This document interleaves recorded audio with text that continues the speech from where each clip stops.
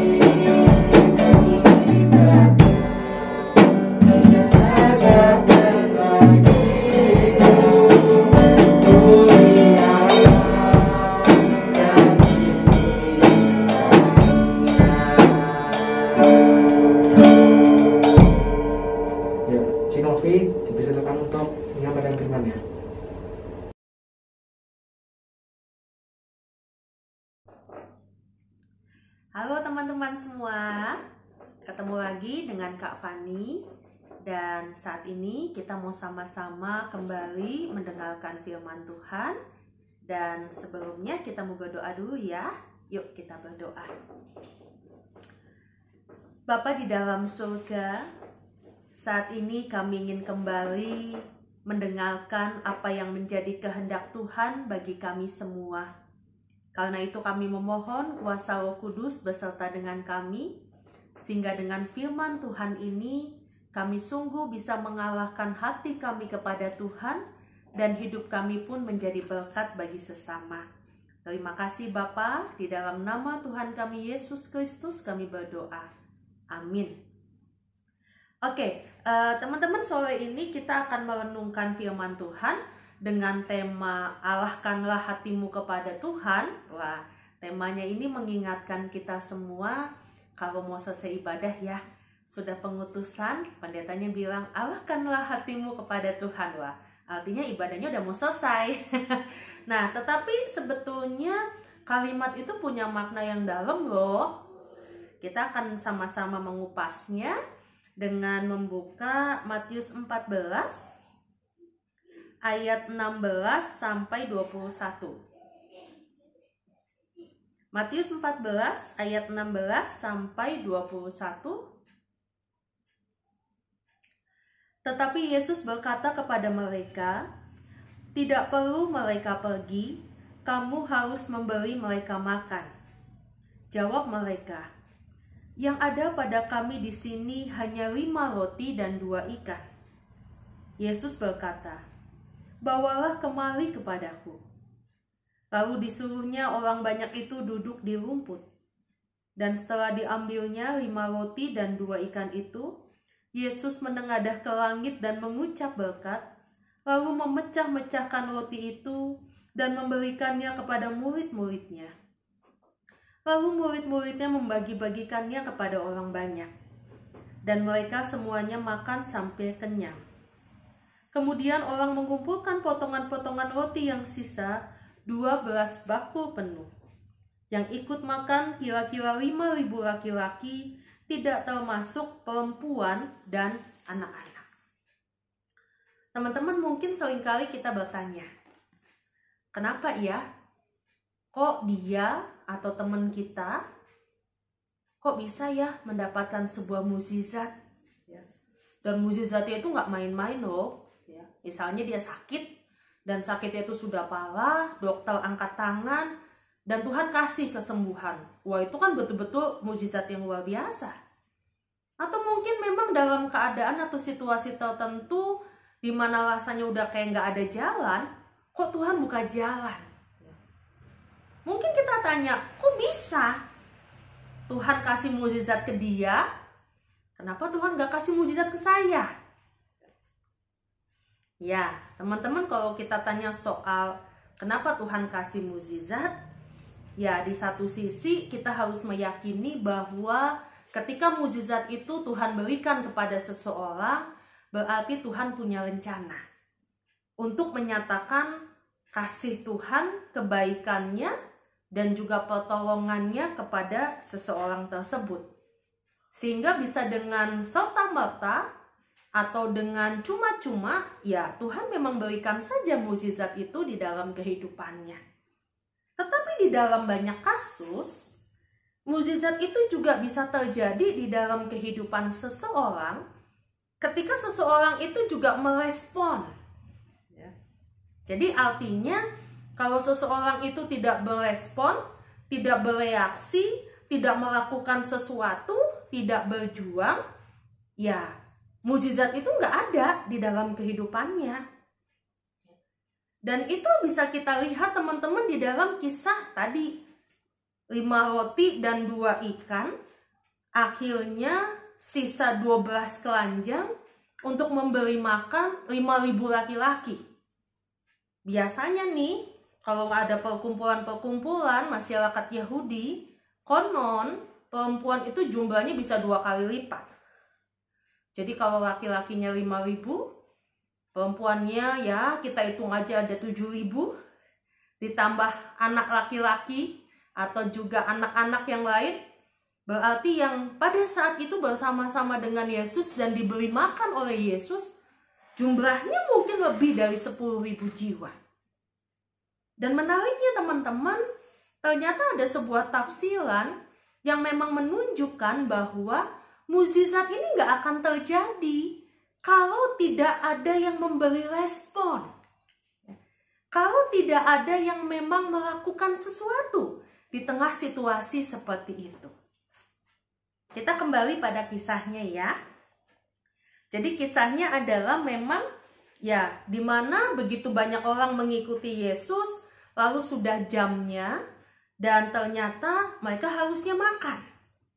Maka di situ Yesus meminta pada murid-muridnya untuk mengumpulkan bekal makanan yang ada pada para murid. Jadi memang sudah menjadi sebuah kebiasaan. Jadi kalau orang Yahudi itu, kalau berpergian, mereka biasanya membawa bekal teman-teman. Yaitu roti lah, minuman lah, atau yang lain sebagainya. Jadi itu menjadi sebuah kebiasaan. Nah, ini sih katanya tuh ya, ada sebuah anekdot yang bilang bahwa orang Yahudi tuh mandan-mandan pelit gitu. Katanya gitu ya. Jadi ketika mereka membawa bekal itu tujuannya supaya nggak usah beli ya, dan juga nggak merepotkan orang lain. Ya, saya bawa kebutuhan untuk diri saya sendiri. Dan ketika peristiwa ini terjadi, mereka semua berkumpul dan waktunya makan gitu ya. Maka di situ Yesus meminta murid-muridnya, ambil apa yang ada padamu. Dan ternyata para murid hanya punya 5 roti dan juga 2 ikan. Dan apa yang dilakukan oleh Yesus? Dia langsung membawa roti itu ke hadapan Allah, dia mengucap syukur, dia memecah-mecahkannya, lalu roti itu dibagikan kepada para muridnya, dan para murid yang saat itu ada, mereka membagikannya kepada semua orang yang saat itu sedang menanti makanan. Maka pertanyaannya, mukjizatnya di mana? Nah, ini dia. Ada sebuah tafsiran yang berkata bahwa mukjizat itu terjadi ketika para murid memberikan makanan itu di tengah kelompok-kelompok orang Yahudi, dan ternyata yang diberikan hanya sedikit.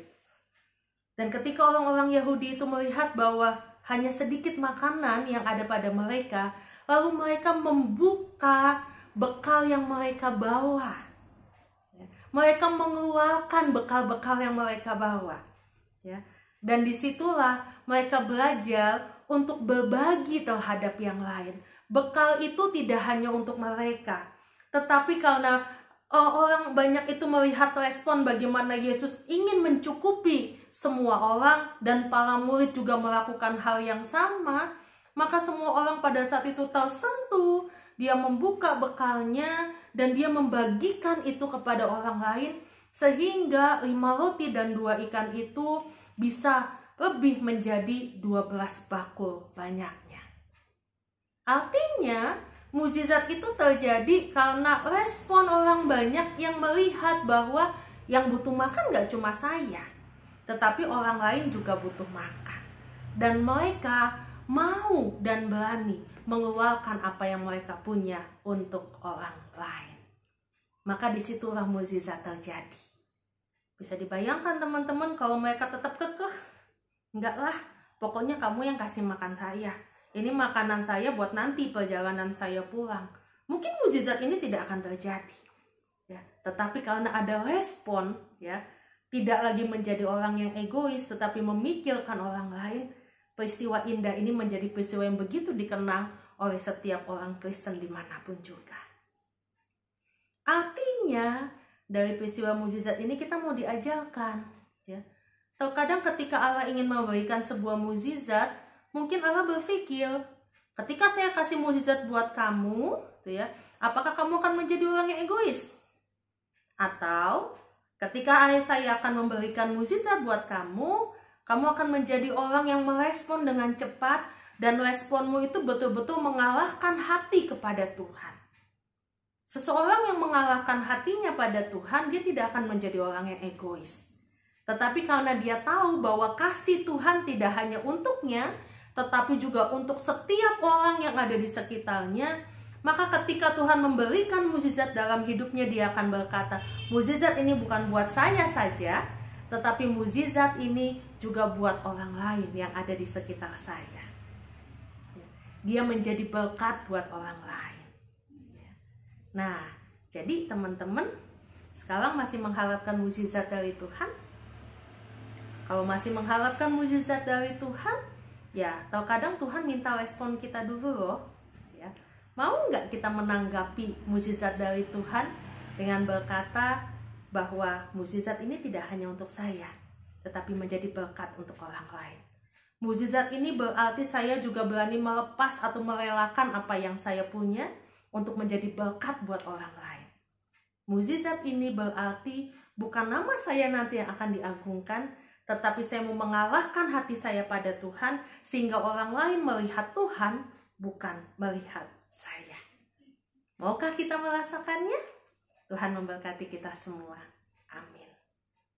Kita memberikan persembahan kepada Tuhan. Seperti biasa, info persembahan ada di awal video ini. Sembari kita memberikan persembahan, mari kita menyanyikan lagu Sudahkah Yang Terbaik Kuberikan.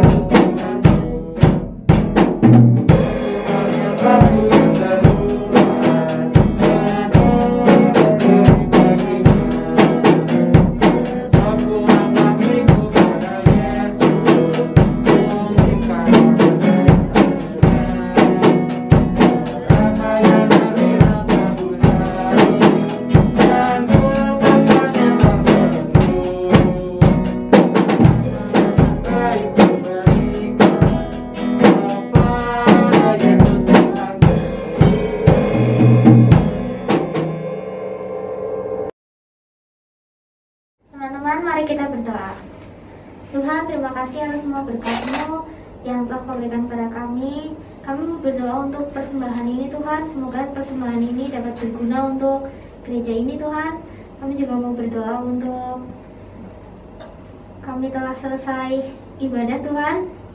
Terima kasih karena telah menyertai kami dari awal, pertengahan, hingga akhir, Tuhan.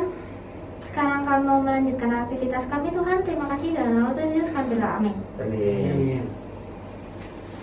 Ya, sebelum kita menutupi bab persekutuan remaja pada hari ini, mari kita menyanyikan lagu Bangkit Serukan Nama Yesus.